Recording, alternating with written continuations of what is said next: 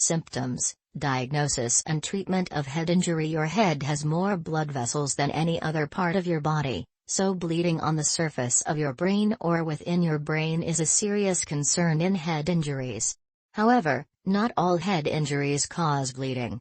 It's important to be aware of other symptoms to watch out for. Many symptoms of serious brain injury won't appear right away. You should always continue to monitor your symptoms for several days after you injure your head. Common symptoms of a minor head injury include a headache, lightheadedness, a spinning sensation, mild confusion, nausea, temporary ringing in the ears. The symptoms of a severe head injury include many of the symptoms of minor head injuries. They can also include a loss of consciousness, seizures, vomiting, balance or coordination problems, serious disorientation, an inability to focus the eyes, abnormal eye movements, a loss of muscle control, a persistent or worsening headache, memory loss, changes in mood, leaking of clear fluid from the ear or the nose. When does a head injury require medical attention? Head injuries shouldn't be taken lightly. See your doctor right away if you think you have the symptoms of a serious head injury. In particular, you should always seek immediate medical attention if you experience any of the following: loss of consciousness, confusion, disorientation. Call your local emergency services or go to an emergency room. Even if you don't go to the ER immediately after the injury occurs, you should seek help if you still have symptoms after a day or two. Diagnosis. One of the first ways your doctor will assess your head injury is with the Glasgow Coma Scale, GCS.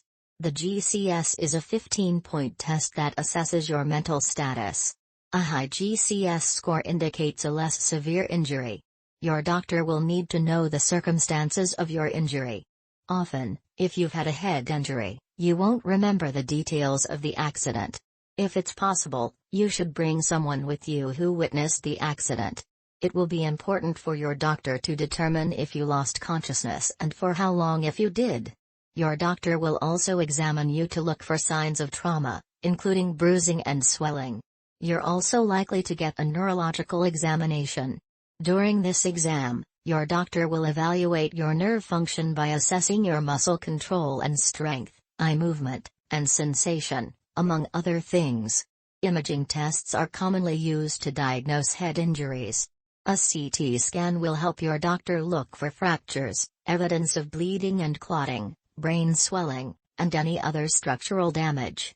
CT scans are fast and accurate, so they're typically the first type of imaging you'll receive. You may also receive an MRI scan. This can offer a more detailed view of the brain. An MRI scan will usually only be ordered once you're in stable condition. How is a head injury treated? The treatment for head injuries depends on both the type and the severity of the injury. With minor head injuries, there are often no symptoms other than pain at the site of the injury. In these cases, you may be told to take acetaminophen, Tylenol, for the pain.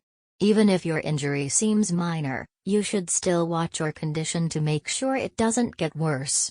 It isn't true that you shouldn't go to sleep after you have injured your head. But you should be woken up every 2 hours or so to check for any new symptoms. You should go back to the doctor if you develop any new or worsening symptoms. You may need to be hospitalized if you have a serious head injury. The treatment you receive at the hospital will depend on your diagnosis. The treatment for severe head injuries can include medication. If you've had a severe brain injury, you may be given anti-seizure medication. You're at risk for seizures in the week following your injury. You may be given diuretics if your injury has caused pressure buildup in your brain. Diuretics cause you to excrete more fluids. This can help relieve some of the pressure. If your injury is very serious, you may be given medication to put you in an induced coma. This may be an appropriate treatment if your blood vessels are damaged. When you're in a coma, your brain doesn't need as much oxygen and nutrients as it normally does. Surgery. It may be necessary to do emergency surgery to prevent further damage to your brain. For example, your doctor may need to operate to remove a hematoma, repair your skull, release some of the pressure in your skull. Rehabilitation. If you've had a serious brain injury, you most likely need rehabilitation to regain full brain function. The type of rehabilitation you get will depend on what functionality you've lost as a result of your injury. People who've had a brain injury will often need help regaining mobility and speech.